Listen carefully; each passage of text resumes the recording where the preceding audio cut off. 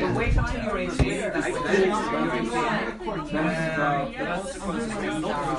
and be careful, like, this never happened to me. I had a very responsible parent. Like, and my parents don't drink, or they drink, so they don't drink, you know, they do like, to get drunk drinking. There are like many cases where people have family members that can actually do drinks, and then when they're 18, you know, they're offered a bit of alcohol, and this is alcohol, you know, you have alcohol. When you have a drunken, any alcohol or it could be that you take your, like, beer and you're incredibly tipsy. So like I know, like some people have just been like, the first time they go out and they're just they struggle around their family, no, but they haven't talked.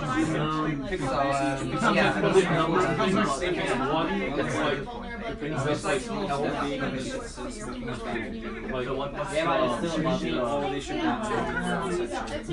I'm not solid. Like I don't have a good case against like.